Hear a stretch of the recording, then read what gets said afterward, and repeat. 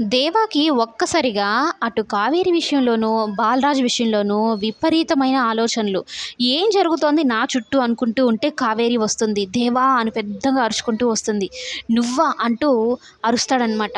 నేనే నీ చుట్టూనే తిరుగుతున్నాను. నువ్వు చేసిన తప్పు పాపాలే నన్ను నీ చుట్టూ తిరిగేలా చేస్తున్నాయి.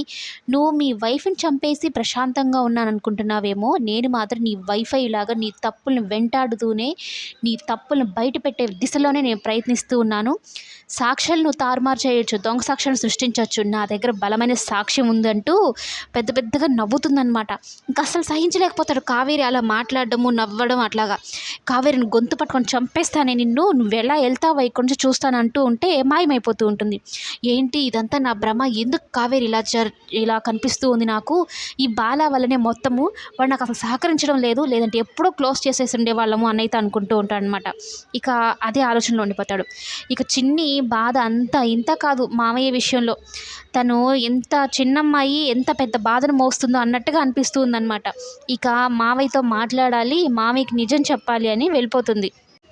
మావయ్య నువ్వు తిట్టినా కొట్టినా నాకు సంతోషమే మావయ్య, నాతో మాట్లాడకుండా ఉండకు మావయ్య, నాకు చాలా బాధేస్తుంది మావయ్య, కరస్పాండెంట్ చెప్తేనే చేశాను మావయ్య, లేకుంటే నీకేదో అబద్ధం చెప్పాలని కాదు మావయ్య అనేది చెప్పి కాళ్ళ మీద పడి క్షమాపణలు చెప్తుంది. ఇక అంత చిన్న పిల్ల పడుతున్న బాధను చూసి అర్థం చేసుకుని సత్యం దగ్గరకు తీసుకొని, నేను చెప్పేది కూడా అర్థం చేసుకోమ్మా, వాడు దుర్మార్గుడు, వాడు ఎంత పాపం చేశాడో నాకు తెలుసు అని చెప్పని ఇంకొకసారి వాడిని మాట్లాడుకో, కలవకు అన్నట్టు చెప్పి దగ్గరకు తీసుకుంటాడు.